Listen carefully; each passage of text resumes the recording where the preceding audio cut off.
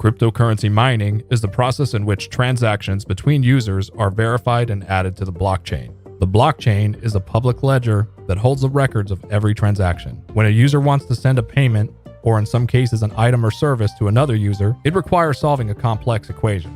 These equations are then solved by various computer hardware known as miners. At least this is one purpose and form of mining. Cryptocurrency is an ever-evolving industry with new technologies and ways to interact with the blockchain. The point being that this is just the basics of crypto mining and not all-encompassing. A coin that can be mined is known as a proof-of-work coin. This is a term used in opposition of proof of stake, where transactions are validated by stakeholders. Stakeholders are people who own a certain amount of the currency and lock it in a wallet to validate transactions.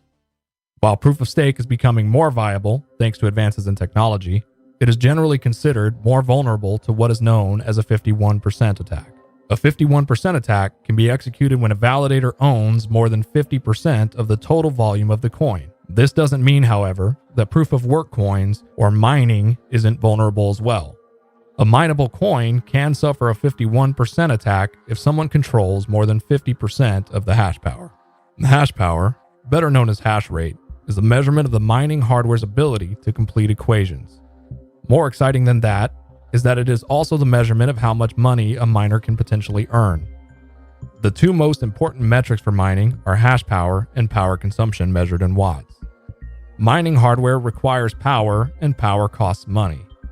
Depending on the miner's choice, this cost can be upfront in the case of solar or recurring in the case of buying from their power company. Either way, the goal is to keep your watts low and your hash rate high. Before investing into mining, you want to calculate both of these metrics. This brings us to mining hardware. There are currently 4 types of mining hardware: ASICs, GPU, CPU, and more recently, FPGA. ASICs stands for Application-Specific Integrated Circuit. ASICs are developed for a specific algorithm. Think of the algorithm as the language used to communicate between the miner and the blockchain. The most popular cryptocurrency mined with ASICs is Bitcoin. ASICs are typically the most efficient use of power versus hash rate. However, ASICs present unique challenges for miners as follows. ASICs will only mine one algorithm, meaning if the particular algorithm changes, the hardware becomes useless. Additionally, ASICs have no resale value, meaning when upgrading hardware in most cases, the miner will not be able to recoup any cost of the hardware. Finally, ASICs are primarily manufactured by one supplier.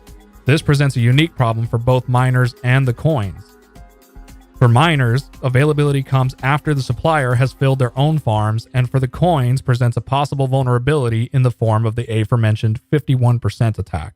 GPU stands for Graphics Processing Unit. GPUs have multiple uses outside of mining and include content creation, artificial intelligence, and of course, gaming. As such, GPUs have multiple manufacturers and larger availability to the public. The most popular cryptocurrency mined with GPUs is Ethereum. GPU mining supports multiple algorithms, meaning if the coin you are mining fails or becomes unprofitable, you can move to another coin. Additionally, when upgrading hardware, the miner's old hardware has resale value on the consumer market. The downsides of GPU mining include need for additional hardware and software along with a constantly moving market to stay educated on. CPU stands for Central Processing Unit and is utilized in almost all technological applications. This means that there are multiple manufacturers and greater consumer availability. The most popular coin mined with CPUs is Monero. CPU mining, like GPU mining, supports multiple algorithms.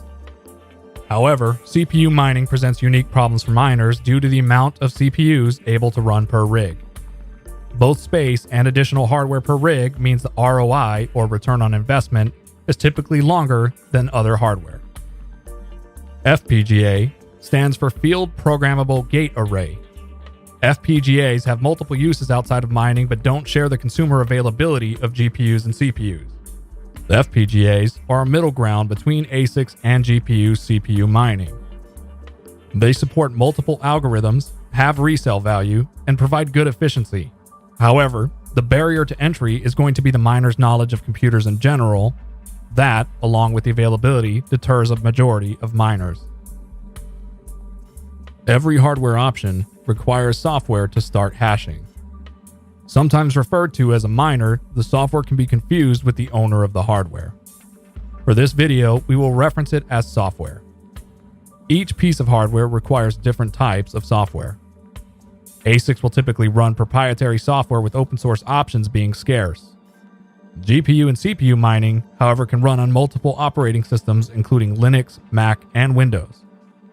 Most miners choose to use specially designed operating systems for mining including EthOS, HiveOS, and Simple Mining. When starting out, hobby miners will use Windows with easily obtainable software downloaded from places like GitHub. For more details on the specifics of how to mine, check the description. Mining requires a lot of hardware to complete the work sent from the blockchain. This brings us to pools. Another piece of software run by various miners to combine the hash power of multiple miners into one. When mining to a pool, the miner will submit shares. Shares are a portion of the work completed compared to the rest of the miners on the pool. The pool's goal is to find a block before another miner. Once found, the amount of crypto earned will be divided among the miners participating based on their shares. The upside of pool mining is more regular and predictable revenue, with the downside being not earning the entire block reward. A block reward is the amount of a particular coin paid out to miners for solving a block. For example, a block in Bitcoin is 1 megabyte's worth of Bitcoin transactions. The block reward is determined by the network and changes in events known as halvings. When the block halves, the reward is reduced, typically in half. This means miners must take into account changes in reward versus price of the coin itself. Once the miner has found a block or received a payout from the pool in the currency they are mining, they must exchange it for dirty fiat to cover operational costs. The primary cost of mining is power. So typically, miners will pull enough out to pay their power bill. To facilitate these transactions, miners use various exchanges depending on the region. An exchange is simply another piece of software utilized to convert cryptocurrencies between each other and fiat. Examples could be Coinbase, Crypto.com, and Binance. Thanks for watching. If you found the content helpful, consider leaving a like and subscribe below.